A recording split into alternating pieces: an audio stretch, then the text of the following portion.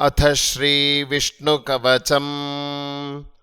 ॐ अस्य श्रीविष्णुकवचमहामन्त्रस्य ब्रह्मा ऋषिः अनुष्टुप् छन्दः श्रीमहाविष्णुर्देवता अच्युताय बीजम् अनन्ताय शक्तिः गोविन्दाय कीलकम् मम श्रीमहाविष्णुप्रसादसिद्ध्यर्थे जपे विनियोगः करन्यासः। केशवाय अङ्गुष्ठाभ्यां नमः, नारायणाय तर्जनीभ्यां नमः, माधवाय मध्यमाभ्यां नमः, गोविन्दाय अनामिकाभ्यां नमः, विष्णवे कनिष्ठिकाभ्यां नमः, मधुसूदनाय करतलकरपृष्ठाभ्यां नमः। अङ्गन्यासः त्रिविक्रमाय हृदयाय नमः, वामनाय शिरसे स्वाहा, श्रीधराय शिखायै वषटे, हृषीकेशाय कवचाय हुं, पद्मनाभाय नेत्रत्रयाय वौषटे, दामोदराय अस्त्राय फटे, भूर्भुवस्वरोमिति दिग्बन्धः।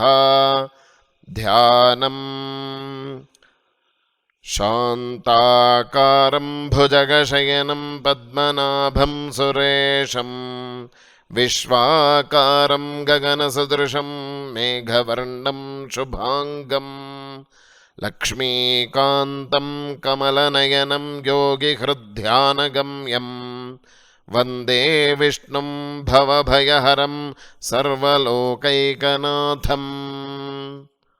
अथ कवचम्। पूर्वतो मां हरिः पातु, पश्चाच्छक्री च दक्षिणे, कृष्णश्चोत्तरतः पातु, श्रीशो विष्णुश्च सर्वतः, ऊर्ध्वं मां नन्दकी पातु, अधस्तात् शार्ङ्गभृत् सदा, पादौ पातु सरोजाङ्घ्रिः, जङ्घे पातु जनार्दनः, जानुनी मे जगन्नाथ, ऊरू पातु त्रिविक्रमः, गुह्यं पातु हृषीकेशः, पृष्ठं पातु ममाव्ययः, पातु नाभिं ममानन्तः, कुक्षिं राक्षसमर्दनः, दामोदरो मे हृदयं, वक्षः पातु नृकेसरी, कक्षौ मे काళियारातिः, भुजौ भक्तार्तिभञ्जनः, कण्ठं कालाम्बुदश्यामः, स्कन्धौ मे कंसमर्दनः, नारायणो व्यान्नासां मे, कर्णौ केशिप्रभञ्जनः, कपोलौ पातु वैकुण्ठः, जिह्वां पातु दयानिधिः, हास्यं दशास्य हन्ताव्यात्, नेत्रे मे पद्मलोचनः, भ्रुवौ मे पातु भूमीशः, ललाटं मे सदाच्युतः, मुखं मे पातु गोविन्दः, शिरो गरुडवाहनः, मां शेषशायी सर्वेभ्यो व्याधिभ्यो भक्तवत्सलः, पिशाचाग्निजलेभ्यो मां पापेभ्यः पातु वामनः, सर्वेभ्यो दुरितेभ्यश्च पातु मां पुरुषोत्तमः। फलश्रुतिः।